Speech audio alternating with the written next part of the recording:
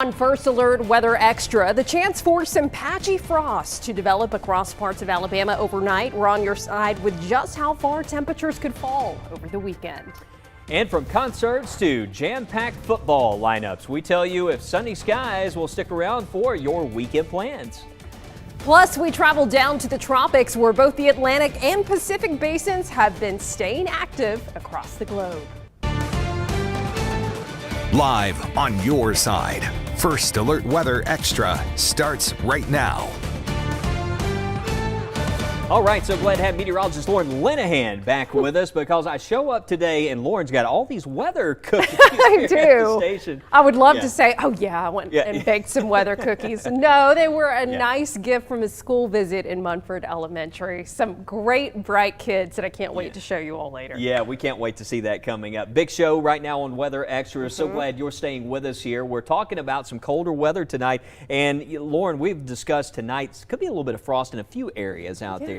Need to watch out for that. Let's go talk about the next big thing. And hey, one of the next big things, if you look to the sky tonight, we got a big old full moon out there. Tyler Young, our weather watcher, sharing this view from Trussville. This is the November full moon, aka Beaver Moon as it's called, but also it's the final super moon of the year. You see that term super moon applied to these full moon phases when the moon's at its closest orbital point to Earth. So it tends to be just a little bit brighter out there, but I've seen some lovely pictures. If you capture some of those, share those with us. I'm sure we'll have more coming up right here on Weather Extra. All right, let's talk about what is next. I mentioned maybe a little bit of frost north and east tonight. We have a nice dry weekend. High pressure taking over for this weekend will keep us dry, and also the pressure gradients back off so it's not as windy. It will be nice and very tranquil for the next couple of afternoons. Just cold in the morning, and we're going to have some rain coming back on Tuesday.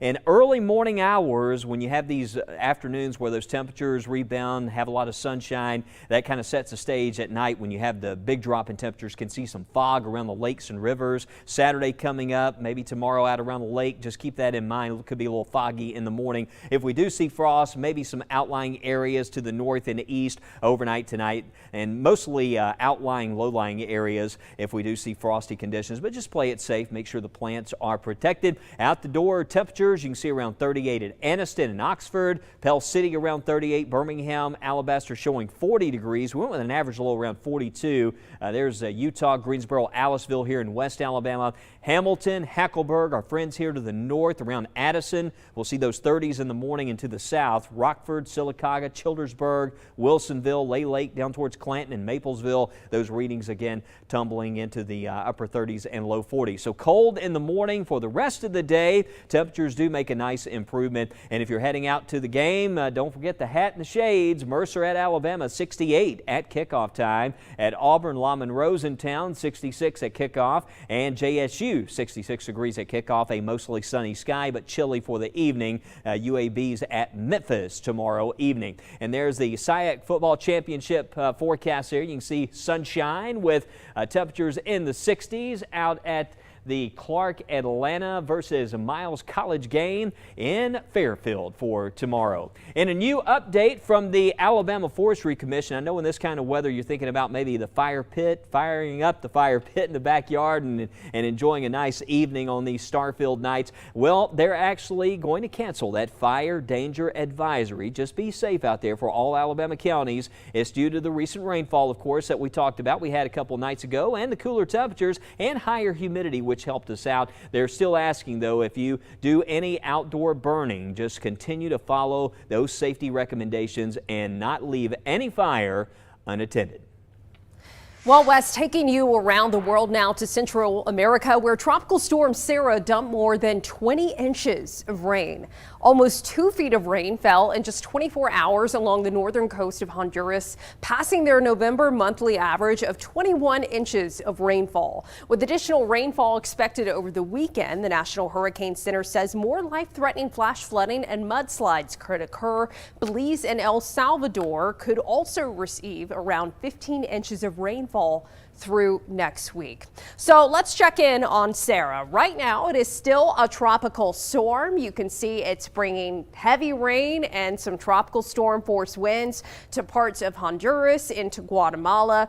And as we look here, also some of those thunderstorms getting into Nicaragua. But right now, you'll notice the core of Sarah is beginning to be disrupted as it interacts with the Yucatan Peninsula. So it's going to continue moving west, and it's crawling at about 2 miles per hour.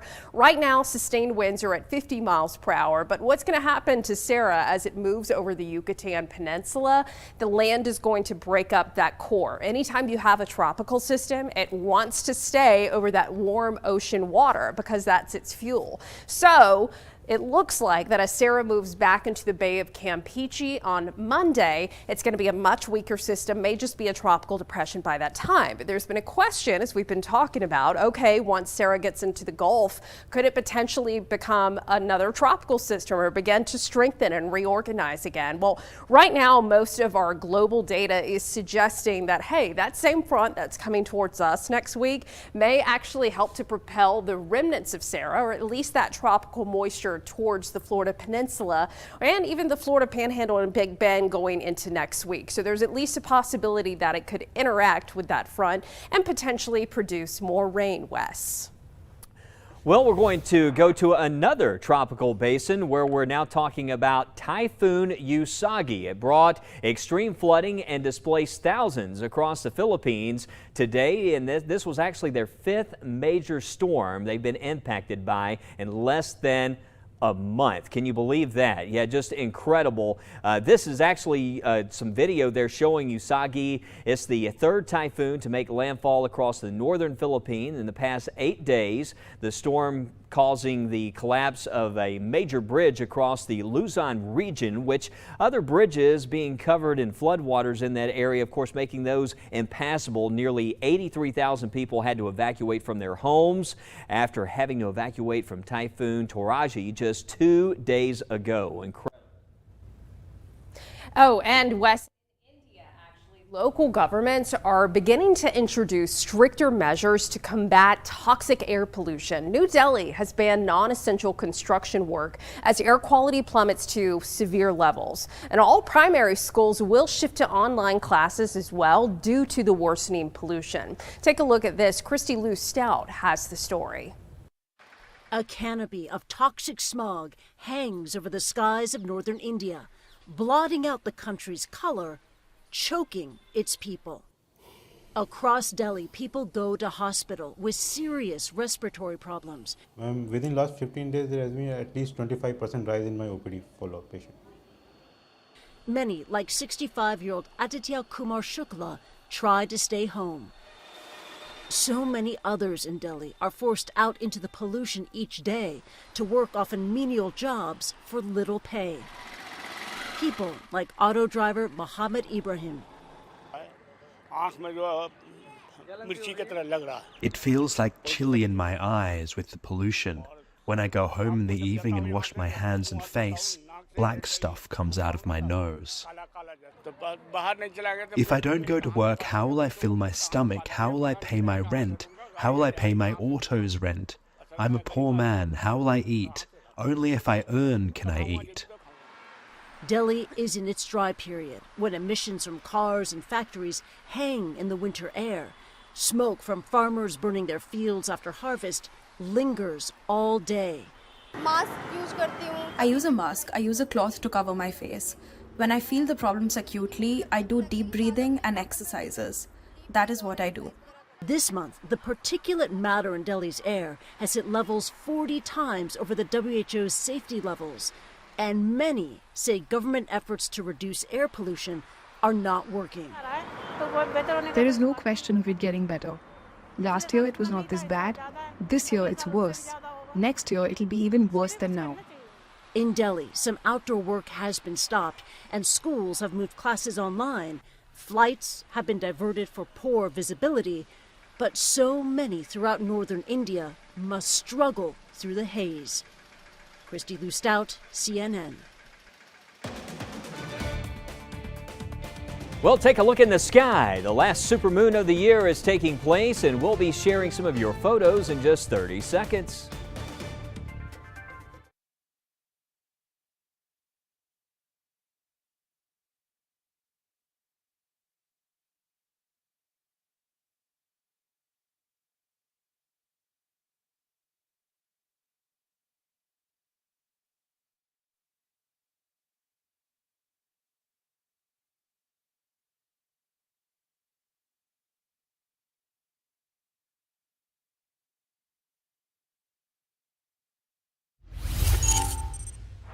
All right, talk about our weekend forecast coming up. Cold mornings out there. Just a reminder again, we could see a little bit of frost in some areas to the north and east early in the day. Otherwise, a fantastic Saturday coming up with those temperatures in the upper 60s and also looks like around 71 by Sunday afternoon. Another cold front on the way by Tuesday of next week. Well, we see a lot of rain with that system. We'll talk about it. I'll have the full 7-day forecast coming up.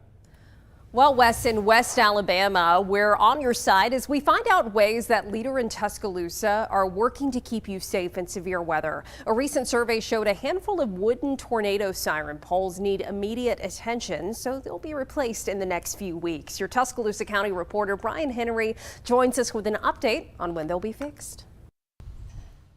Splintered, cracked, and just plain old. This is the current condition of the tornado siren pole in Holt at the Evans-Rochelle Park. We've known for several years that those poles are aging. Tuscaloosa County Commissioner Stan Acker says the county will spend $27,000 replacing the oldest poles with concrete poles. The ultimate goal is to replace all 26 wooden poles over time, again with concrete poles. And those sirens are about 425 pounds up on top of those poles. So over time, and particularly wooden poles deteriorate. So what we're doing here, these 6 are some of the oldest. In fact, one wooden pole away from this location was severely damaged recently from a vehicle collision. A collision with a vehicle collided with it, and it's leaning pretty bad. Commissioner Acker says the sirens themselves are in good shape, all replaced a few years ago. The focus now has turned towards a more durable support structure, concrete versus wood, a no-brainer, according to Acker. Which, of course, have a tremendously longer lifespan. Commissioner Stan Acker expects the work to begin soon, a tall order to get them done using heavy equipment, but necessary as a major part of the overall weather alert network in Tuscaloosa County. Thanks, Brian. Well, as we look ahead to your weekend forecast, as Wes mentioned, it's going to be cool in the mornings. But hey, if you're wanting to get out and enjoy the fall weather, because it actually kind of feels like it should this time of the year. If you're going to be going up to Coleman to listen to bluegrass in the Ridge, this is going to be tomorrow from 1 p.m. to 10 p.m.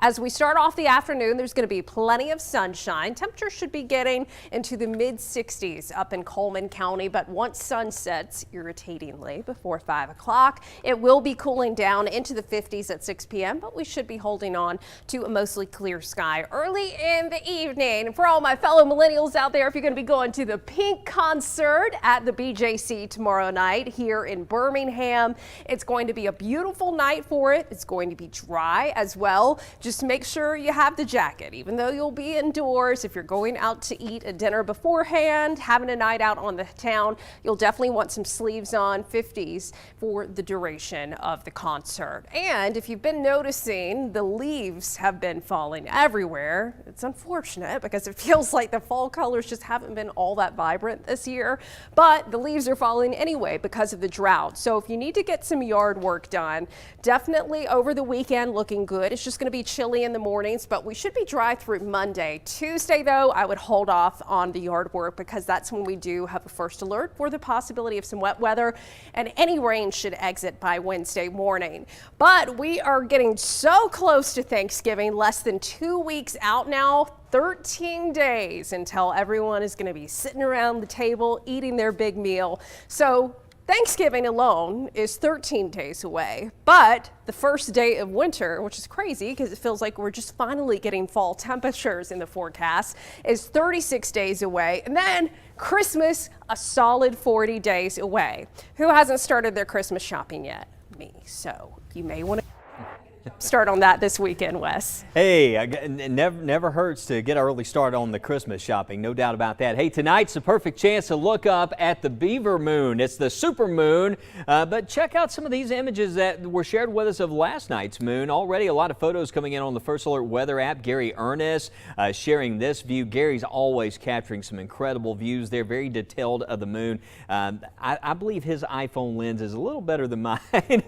V. Brown in Sneed, Alabama. Looks like daytime, right? Just lighting up the sky. You can see some of those high cirrus clouds overhead. Adam Stuckey, that's a view from Coleman. Lovely view there. And how about one from Ricky Jones? Just crystal clear photo. A lovely view there of that November moon out there tonight. But great visibility with the low humidity. So tonight, if you're out and about, it's just one of those perfect nights I mentioned earlier. If you have one of those fire pits and the chimenea, just sit out there and chill and just enjoy the beautiful sky. But it's going to be cold out there. Certainly tomorrow morning, looks like those temperatures are going to take the big tumble down into the 40s, maybe a few upper 30s. So we're going to have more on the forecast coming up. Lauren? Yeah, Wes, this is great fire pit and full moon watching weather. Well, still ahead, we're tracking the big cool down leading up to Thanksgiving. And look at those cuties taking a trip to the classroom where we visited some of our junior weather watchers. We'll be right back.